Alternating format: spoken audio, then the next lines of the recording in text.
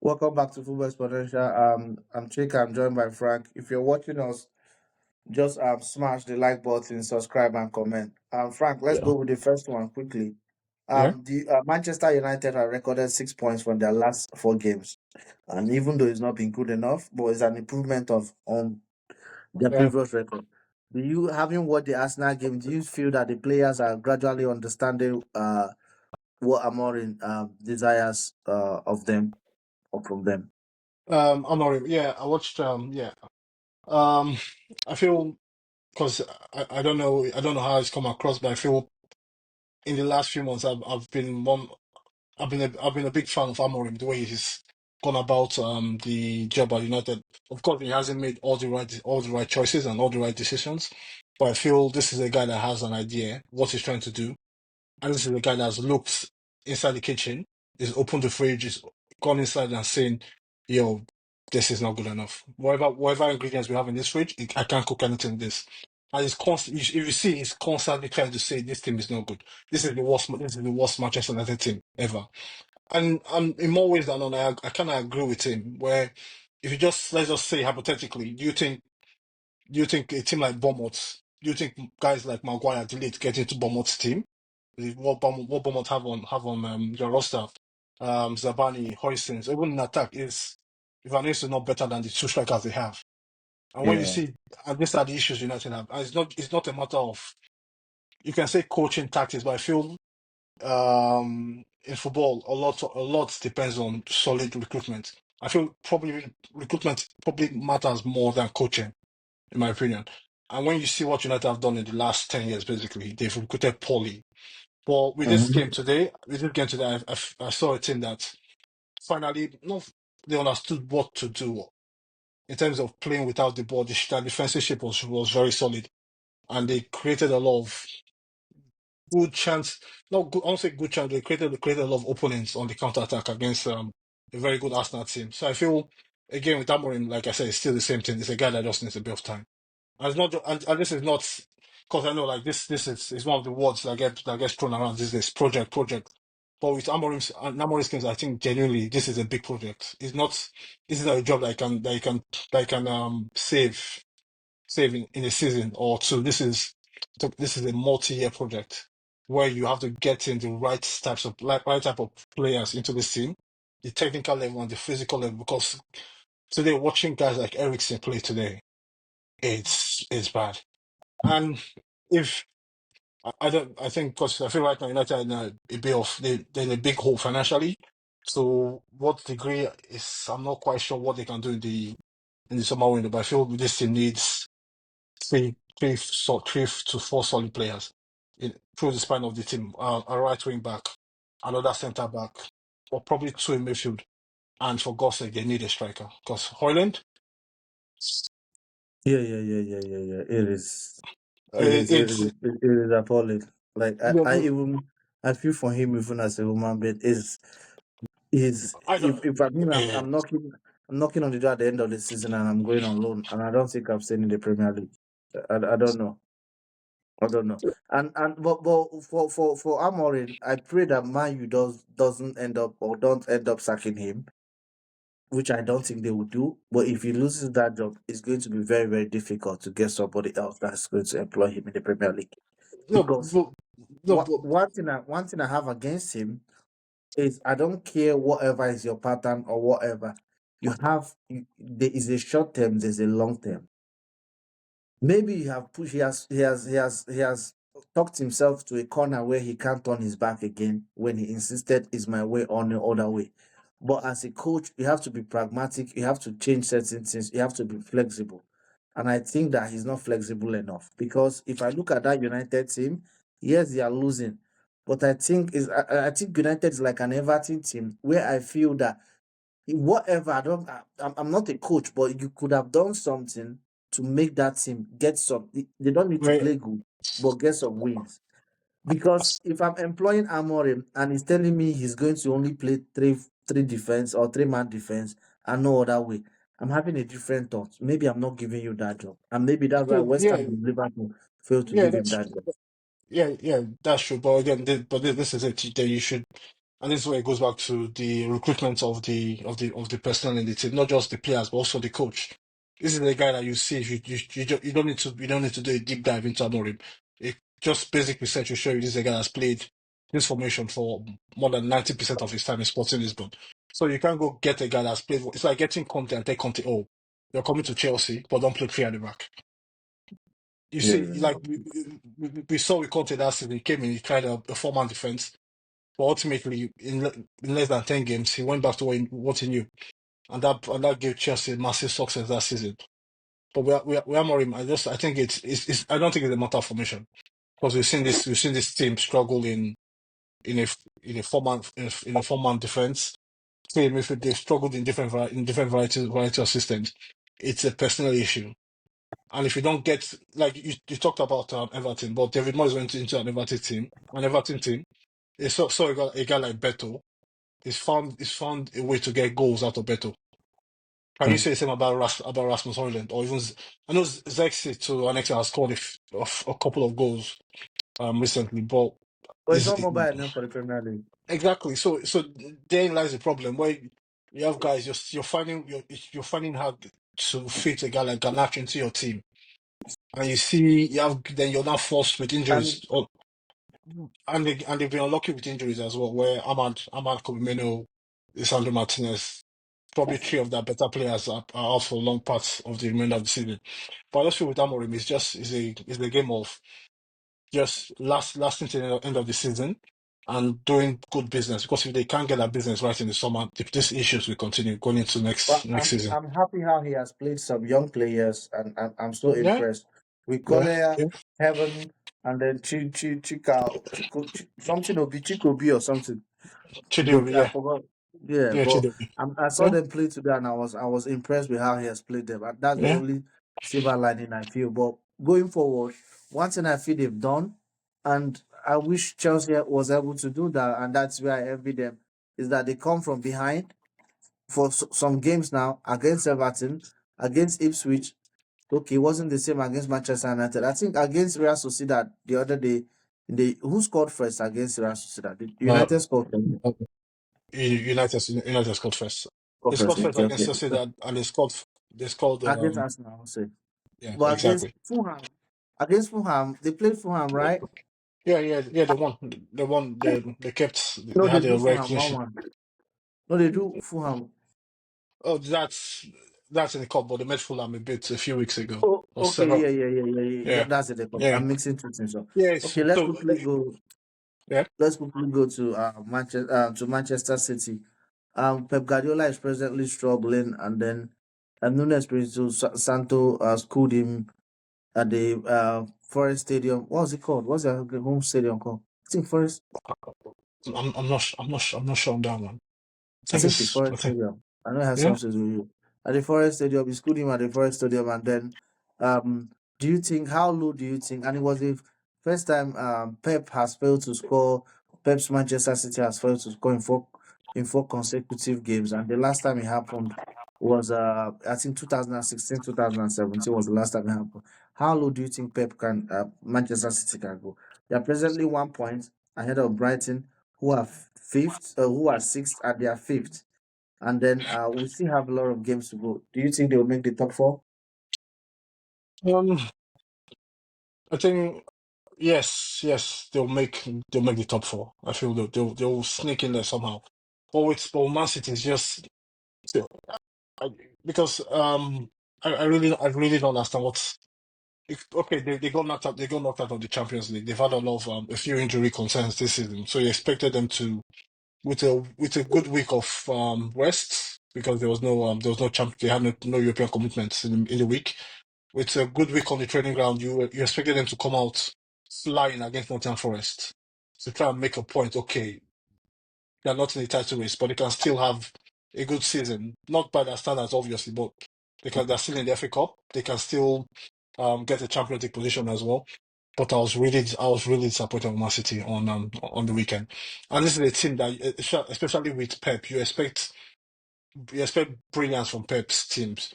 And one of the few comments you can attribute to a Pep team is this is a team that is well coached They understand what they're trying to do. Every player knows where to be in terms of their Mm-hmm. positions on the pitch. But on the weekend, I'll say it look when say okay say when a coach goes into a new team but he doesn't have time to get his ideas across to the new team. He's been there like a Yeah. week, but he doesn't have time to transmit his message or doesn't have time to coach the players in what he wants them to do. That's what City look like. They look like a team that had no ideas on how to score goal. There was no creativity. There was no understanding between. We're talking about some of the best players in Premier League. I'm talking about Bernardo Silva, Phil Foden, Erling Haaland as well. Then with the wingers as well, Doku and Savinho. There was no coordination in that play. There was just they've lacked spark for the entirety of this season, and they showed that again on the weekend. And it's it's a weird one because they're not creating clear cut chances. And what they end up doing, they end up just trying to put the ball into the box to Erling Haaland as much as they can. And that's one man against three or four centre backs at the same time. So for him, and you see him is not scoring as in his normal frequency as we've expected from him. But with Pep Guardiola, I just feel it's a matter of just getting the season done and learning from this because I feel this is a team that has been that have they've allowed the slide to become bigger than it should have. Yeah, it's been. I don't know. I think they should have a meeting It's at the end nine. of the season and It's even nine. review if Pep Guardiola should continue next season. Yeah, that Is that bad? Like, yeah.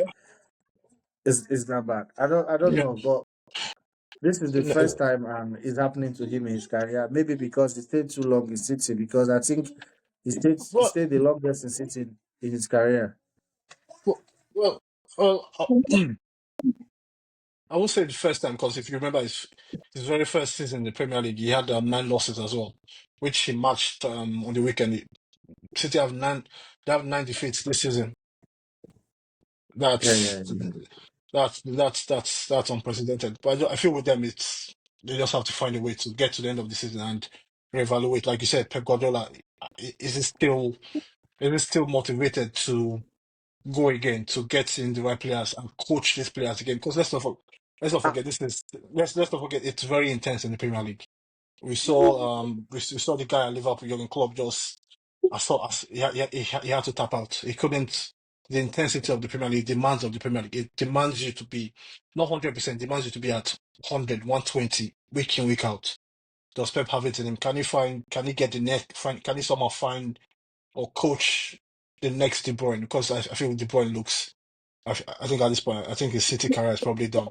Can he improve? Because again, this is another part of coaching. Can he improve players like Doku, Savinho? Can he yeah, improve yeah, guys yeah. like Nunes? Because it's not always, and because there's been a long accusation against Pep for like he's a checkbook manager, he buys the best player, and of course he'll be the first to tell like it's most of what I do is down to the quality of players I have. But at the end of the day, if you have guys like you have 100 million Grealish, you have a 15, you've invested £50 million in Nunes. At some point, there has to be a big conversation as who's in charge of who's making these decisions. That Yeah, yeah, again, yeah. the recruitment of the team has been, I think it's been poor in recent years. They've had some good transfers, but I feel for the large part, a few of them haven't really hit the expected level. Like that, especially Grealish, Doku are two that haven't really hit the levels for a Man City team. Well, but we'll see. But again, at the end of the day, we'll see. They have probably the best striker in the Premier League. If you give him enough chances, I expect him to just score enough goals that can put them in the right place going forward. Do you have any other player or any other team you want us to mention? Or call it a Um, day? I've got two teams, or two managers rather, that I'd like to give a shout out, and that's the Brighton manager Fabian Hosseler. This is a guy that after the 7-0 thrashing they received at Nottingham He Forest, won like four uh, straight games or five straight games. it, I checked it it, yesterday. yeah, a while back they've gone back. They had back to back victories against Chelsea, and they found a way to build good momentum in the Premier League with their results. And another manager is my guy at Crystal Palace, Oliver Glasner. It seems since the team has settled, players are now back apart from injury, he's found a way to get that team playing good football. They have one of the best away records in the Premier League this season, and they play very fast front foot football. And with probably one of the standout signings of the season, or for me particularly, has been Ismail Assar. He's a player that has gone into that team. He's contributed with 8 goals and 3 assists so far this season. So he's really doing his stuff. And another one before we go is just a question: what is handball? I don't know what it means, but at some point we'll discuss it. Because whatever handball is, I hate to see it. You've got to think of it before. One of the topics I thought about was discussing, but I left it for another day. Unless if another day was Ismail Assar, because having watched them, in as much as Yeah, Michael only I feel only says the better player than Ismail Assar, I feel Assar gives them more balance for the team to yeah, really yeah, play absolutely. defensive than Olise could ever give them. Yeah, Yeah, but yeah. Olise was a way better player, but with Oh Sarr, no, Olise, yeah, yeah, yeah. yeah, but with Olise is Sarr, star. is a better, and you could see that the wing back, the Munez wing back, enjoys playing with Sarr much more than he did with Olise because he's been doing every handball for Spurs. I don't I don't know how they come back next season with this same team. And Oh, I think one no, of the best managers that would have fitted Spurs was Graham Potter if he decided to move there. oh no, oh no. You know what? I think in terms of next managers for Tottenham, this might sound crazy, but hear me out.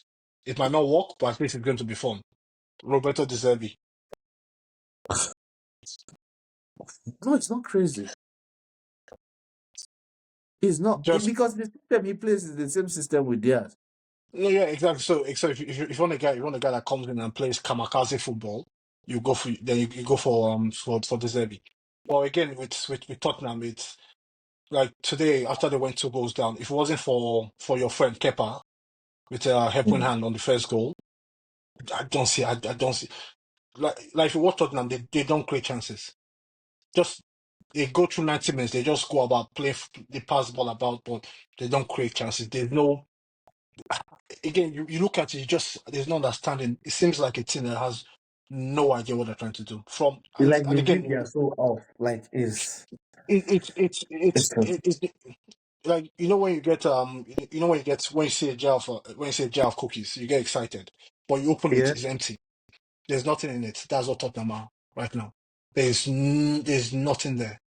You can they'll say injuries, but today lineup they put on Romero is back, so Solanke is back, Madison has been about, Son has been about, Kulisevsky. All these guys have been about for last few weeks, but the results have been just even the results, the performances, it's been poor. They somehow they went into Europe their last 7 games of the season, and they somehow managed to lose to an average Dutch team without But guess what? creating. As we were talking, Yeah, I was trying to write down some players. And I yeah, have one, two, three, four, five, six. I have six players that to me are good enough to start for them and are good enough to play so well for them that they can make a top four. yeah, And like when I mean, I don't, they will still have downside because many of them are young. But yeah. I've seen sort of players that I feel that with the right coach, with the right mentor or whatever it is, they will be good players. I wrote down Pepe Sarr, Achigre, Van der Vliet, um, Wine, Solanke, and maybe Dejan Spence. So Yeah. in essence, this they might not have very high upside like Madison, who or Romero or whatever, but these six players who have like this is the problem I have with United. This is why I feel in all the clubs that are struggling, United is my greatest problem. Is who do you build on? I think Ahmad I've always rated Fernandez, but after that, the Euro.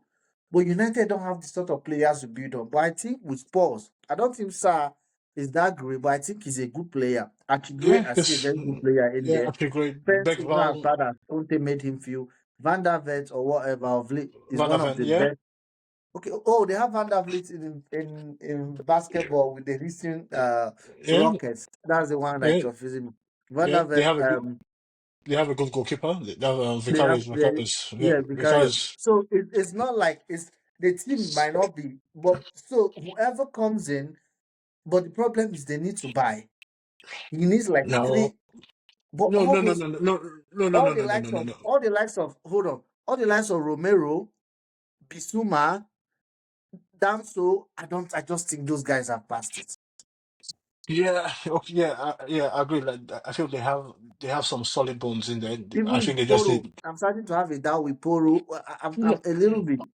no. Again, I think Porro is a player that came into prominence with in Sporting Lisbon as a wing back, and he's playing right wing in a very kamikaze system where he's going into midfield, going to right back, running down the wing. He's not. You see him like even the first goal they gave away today. Like he was nowhere to be found in the action. But I just feel at the end of the day, I just feel a lot of people will put a lot of blame on Danny Levy's door. I'm not here to defend him or whatever, but I feel at the end of the day, the coaching from this guy Ange has it's been nowhere near good enough. We're talking about a team that has lost 18 games all competitions this season. 18, Wow. and this is it's not like they're in the Champions League that are playing top opposition in Europe. They're in the Europa League. They're losing against. It's bad. I feel this is And someone was just telling me man. that Agent Akma is like sixth in their league table. I forgot Yeah, what if he was six. I'm like, no, damn, the dot yeah, league. exactly. Dutch league. I fully expect Tottenham to make it past them in the next leg. But again this is not it's, especially for a team that has been their favourites to win this competition. It's not just good enough. And it's just at this point, you just ride the hand train until the end of the season. Then you part ways. Because if he comes back next season, I'll be shocked. I'll be really shocked because it's Roma is winning the Europa League. yeah. Roma, yeah, you know Roma. what? You know, no, for our friend Claudio Ranieri, I would love to see that. I love that for them. Well, yeah, But I think I won't lie, and I hope he doesn't do it. The owners will start pressing him on to stay on as a coach next season, and I just no, hope he no, does. no, but again, like, but if you look at like Roma, I've called for a few of their games. They have some decent players there. They have the Bala. Not decent. They have, they, they are, They have quantity over quality. If you look at yeah. their bench, for example, right?